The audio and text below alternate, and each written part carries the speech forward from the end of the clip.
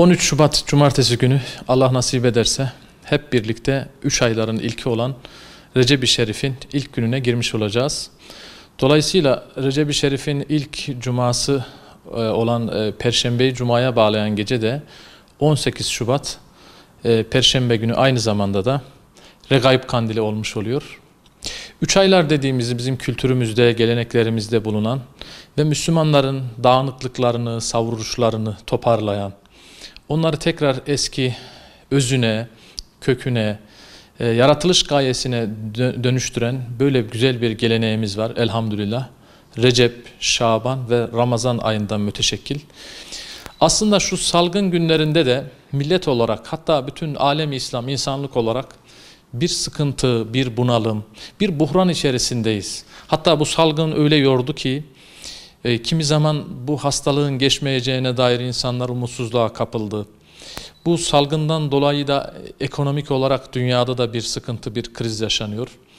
Dolayısıyla eğer insanların dinden de habersiz ise, dine dair bir malumatları, Allah'ın indirdiği, yarattığı bu kadere dair bir bilgisizlik varsa da kendi işlerinde çözemeyecekleri bir kriz yaşıyorlar. İşte böyle bir ortamda aslında 3 ayların gelişi bizim için büyük bir hem kalbimizi, yüreklerimizi ferahlatan, Allah Azze ve Celle'nin ben sizin sahibinizim, ben sizin velinizim, sizi tekrar temizlemeye, sizi affetmeye, sizi tekrar eski o aydınlık günlerinize döndürmeye kadirim diye aslında Allah'ın da bize verdiği bir mucize, bir müjdedir. Yani toparlanmamıza, yaratılış gayemize, Allah'ın üzerine yarattığı bizim o fıtratımıza dönmek için bize verilmiş bir fırsattır.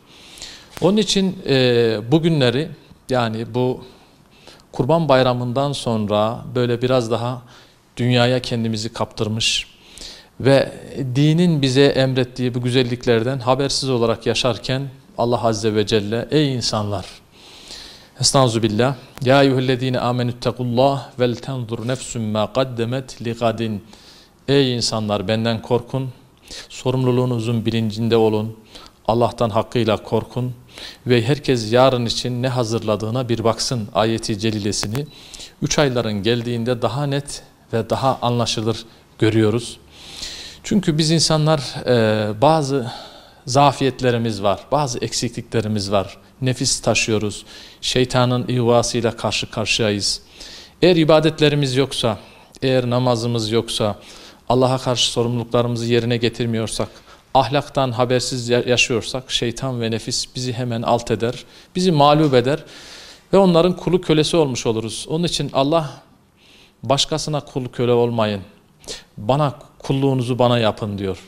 Ve bizi sevdiği için, bizi başkasına kaptırmamak için Allah kullarına karşı merhametinin, kullarına karşı şefkatinin bir göstergesi olarak bu 3 ayları bize nasip etmiş. Bazı insanlar ya işte 3 aylarda farklı bir şey değildir, onun içerisindeki kandillerin de bir anlamı yoktur diyebilirler ama biz Müslümanlar, bu topraklarda yaşayan insanlar yıllar yılı işte Regaib Kandiliyle, Miraç Kandiliyle, Berat Kandili ve 1000 aydan daha hayır olan Kadir Gecesi'ni içerisinde barındıran bu 3 aylar sayesinde, bu 3 aylar vesilesiyle yeniden imanımıza tutunmuş, unuttuklarımızı, terk ettiklerimizi ve gaflete düştüğümüz birçok hasletlerimizi yeniden 3 aylarda hatırlamışız, özümüze dönmüşüz, hayat muhasebesi yapmışız, Rabbimize yönelmişiz, tövbe istiğfar etmişiz. Bu da bizim için ayrı bir güzellik. İyi ki Allah Azze ve Celle 3 ayları vermiş, Ramazan-ı Şerif'i vermiş. Bu 3 aylar vesilesiyle ben Mardinli hemşerilerimizin, bütün kardeşlerimizin 3 aylarını tebrik ediyorum.